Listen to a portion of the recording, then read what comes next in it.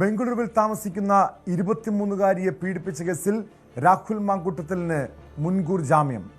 എല്ലാ തിങ്കളാഴ്ചകളിലും അന്വേഷണ ഉദ്യോഗസ്ഥർക്ക് മുന്നിൽ ഹാജരായി ഒപ്പിടണമെന്ന ഉപാധിയോടെയാണ് മുൻകൂർ ജാമ്യം അനുവദിച്ചത്. സാക്ഷികളെ സ്വാധീനിക്കാൻ ശ്രമിക്കരുതെന്നും പ്രിൻസിപ്പൽ ജില്ലാ സെഷൻസ് കോടതിയുടെ ഉത്തരവിലുണ്ട്. അറസ്റ്റ് ചെയ്താൽ ജാമ്യത്തിൽ വിട്ടയക്കണമെന്നും കോടതി ഉത്തരവിൽ പറയുന്നു. അടച്ചിട്ട മുറിയിലാണ് കോടതി വാദം കേട്ടത്. ഇതോടെ ദിവസങ്ങളായി ഒളിവിൽ കഴിയുന്ന രാഹുലിന് കേരളത്തിലേക്ക് എത്താൻ കഴിയും. ബലാത്സംഗ കേസിൽ ഹൈക്കോടതി കഴിഞ്ഞ ദിവസം രാഹുലിൻ്റെ അറസ്റ്റും തടഞ്ഞിരുന്നു. വിവരങ്ങളുമായി TG സജിത്ത് ചേരുന്നു. സജിത്ത്, ആദ്യത്തെ കേസിൽ ഹൈക്കോടതി രാഹുൽ മാങ്കൂട്ടത്തിൻ്റെ അറസ്റ്റ് തടയുന്നു. രണ്ടാമത്തെ കേസിൽ, അതായത് ബംഗളൂരുവിൽ താമസിക്കുന്ന 23-കാരിയെ ബലാത്സംഗം ചെയ്ത കേസിലും രാഹുൽ മാങ്കൂട്ടത്തിന് അനുകൂലമായി ആശ്വാസകരമായിട്ടുള്ള വിധിയാണ് പ്രിൻസിപ്പൽ സെഷൻസ് കോടതിയിൽ നിന്ന് വന്നിരിക്കുന്നത്. എന്താണ് ഈ മുൻകൂർ ജാമ്യാപേക്ഷയിലെ ഉത്തരവിൽ, കോടതിയുടെ ഉത്തരവിൽ കോടതി വ്യക്തമാക്കുന്നത് എന്താണ്?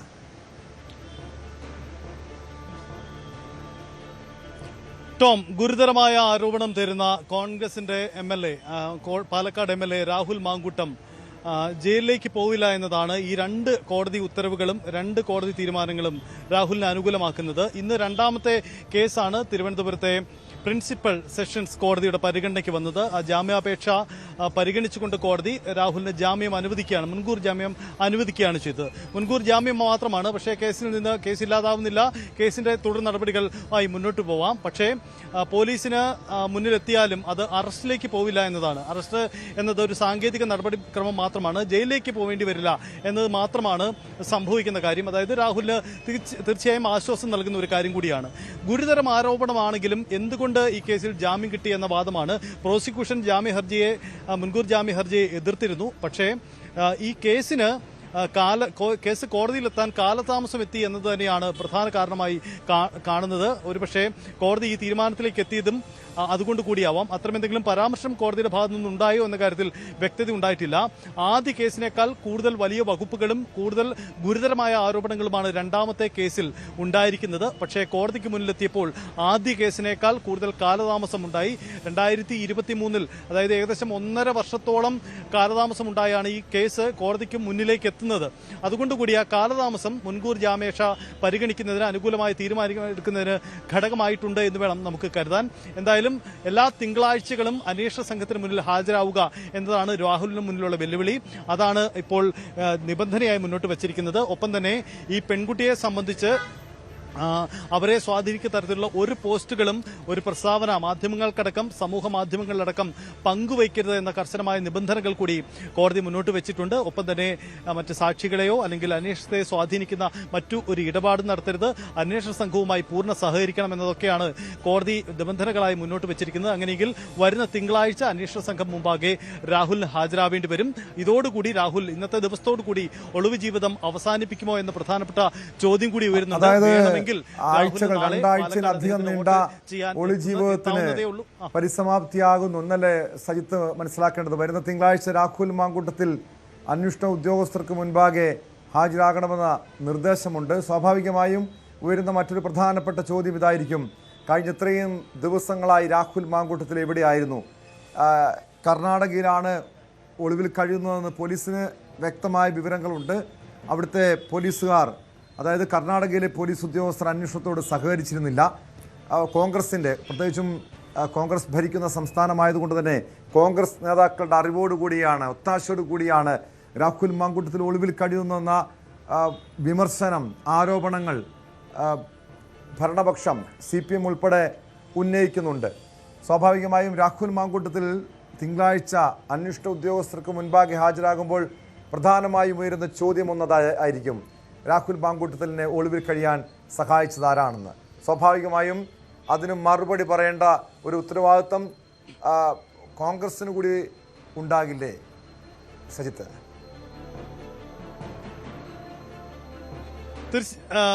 ടോം സൂചിപ്പിച്ചതുപോലെ തന്നെ രാഹുൽ എവിടെയാണ് ഒളിവിൽ കഴിഞ്ഞത്, ആരാണ് സഹായം ചെയ്തത്? കർണാടകയിലാണെങ്കിൽ അവിടുത്തെ സർക്കാരിന്റെയോ കോൺഗ്രസ് നേതാക്കളുടെയോ സഹായം കിട്ടിയില്ലേ?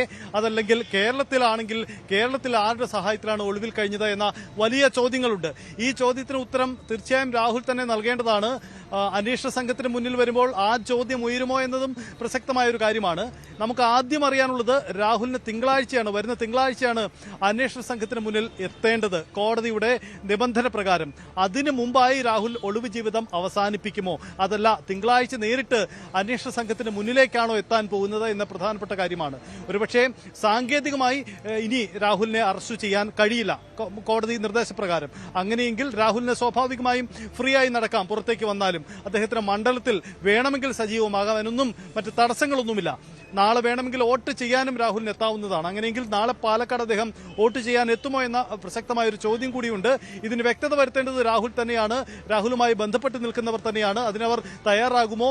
ഇന്ന് രണ്ട് കോടതിയിൽ നിന്നും അനുകൂലമായ സാഹചര്യം ഉണ്ടായപ്പോൾ രാഹുൽ പുറത്തേക്കിറങ്ങുമോ, ഒളിവിൽ നിന്ന് പുറത്തേക്കിറങ്ങുമോ എന്ന ചോദ്യമാണ്.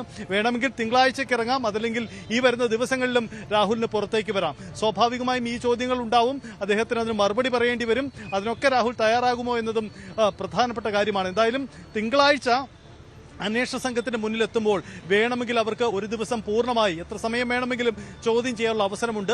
പക്ഷേ അത് അറസ്റ്റിലേക്ക് പോകരുത് എന്ന് മാത്രമേ ഉള്ളൂ. സാങ്കേതികമായി അറസ്റ്റ് ചെയ്യാം, പക്ഷേ ജയിലിലേക്ക് വിടാൻ കഴിയില്ല എന്നതാണ് മുൻകൂർ ജാമ്യ ഹർജിയിലൂടെ രാഹുലിന് അനുകൂലമായി ഉണ്ടായിരിക്കുന്ന കോടതി വിധി. പക്ഷേ അന്വേഷണത്തിന് മറ്റൊരു തടസ്സവുമില്ല. അന്വേഷണം മുന്നോട്ട് കൊണ്ടുപോകാം.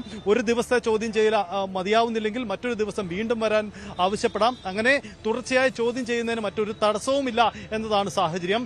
ടോം, ഇത് രണ്ടാമത്തെ കേസിന്റെ കാര്യത്തിലാണ് ഇങ്ങനെ ഉണ്ടാവുന്നത്. പക്ഷേ ആദ്യ കേസിലെ തുടർ നടപടികളിലേക്ക് കടക്കുമ്പോൾ അതും കോടതിയുടെ പരിഗണനയിലുണ്ട്. ഒപ്പം തന്നെ അന്വേഷണ സംഘം അത് രൂപീകരിച്ച് മുന്നോട്ട് പോവുകയും ചെയ്യുകയാണ്. ആ കേസിലും കൂടി രാഹുലിന് മുന്നിൽ കുരുക്കായി മാറുന്ന ഒരു സാഹചര്യമുണ്ട്. രണ്ട് കേസിലും സാങ്കേതികമായ നിലവിൽ കോടതിയുടെ നിർദ്ദേശപ്രകാരം രാഹുലിന് അറസ്റ്റ് ചെയ്യാനാവില്ല. രാഹുലിന് അറസ്റ്റ് എന്ന ഭീഷണി, ജയിലിലേക്ക് പോകുമെന്ന ഭീഷണി മുന്നിലില്ല. പക്ഷേ രണ്ട് കേസിലും അന്വേഷണ സംഘത്തിന് മുന്നിലേക്ക് വരുമെന്നതാണ്. അതൊരു പക്ഷേ മണിക്കൂറുകളൊന്നും നീളുന്ന ചോദ്യം ചെയ്യലായി മാറിയേക്കാം. ഇക്കാര്യങ്ങളൊക്കെ രാഹുലിന് അന്വേഷണ സംഘത്തിന് മുന്നിൽ വ്യക്തമാക്കേണ്ടി വരും. ഇപ്പോൾ ജാമ്യ ഹർജിയിലൂടെയാണ് രാഹുൽ കോടതിക്ക് മുമ്പാകെ തന്റെ നിലപാടെടുത്തിരിക്കുന്നത്. വ്യാജ ആരോപണങ്ങളാണ്, വ്യാജ തെളിവുകളാണ്, നീക്കത്തിന് പിന്നിൽ രാഷ്ട്രീയത്തിന്റെ ഭാഗമായിട്ടാണ് തനിക്കെതിരെ ഈ നീക്കം എന്ന വാദമൊക്കെ ജാമ്യ ഹർജിയിലൂടെ കോടതിക്ക് മുന്നിലേക്കാണ് രാഹുൽ കൊണ്ടുവന്നിരിക്കുന്നത്. ഇനി അന്വേഷണ സംഘത്തിന് മുന്നിൽ അവരുടെ ചോദ്യങ്ങൾക്ക് രാഹുൽ വിധേയനാവേണ്ടി വരും. ഇതിനൊക്കെ മറുപടി പറയേണ്ടി വരും എന്ന കാര്യം കൂടിയുണ്ട്. ഒരു പ്രധാനപ്പെട്ട കാര്യം കൂടിയുള്ളത്, ഈ രണ്ട് കേസിലും പ്രാഥമികമായ വിവരശേഖരണം പ്രോസിക്യൂഷൻ അന്വേഷണ സംഘം നടത്തിക്കഴിഞ്ഞു എന്നാണ് നമുക്ക് മനസ്സിലാക്കുന്നത്. കാരണം രാഹുൽ ഒളിവിലായിരുന്ന കാലഘട്ടത്തിലും ചില പ്രധാനപ്പെട്ട തെളിവ് ശേഖരണമൊക്കെ അന്വേഷണ സംഘങ്ങൾ നടത്തിയിട്ടുണ്ട്. അങ്ങനെയെങ്കിൽ ആ തെളിവുകളുടെ കൂടി അടിസ്ഥാനത്തിലായിരിക്കും രാഹുലിന് മുന്നിൽ ചോദ്യങ്ങൾ ഉണ്ടാവുക. ആ ചോദ്യത്തിന് മറുപടി പറയേണ്ടി വരും എന്ന സാഹചര്യം കൂടി നമുക്ക് മുന്നിൽ ഉണ്ടാവുന്നുണ്ട്.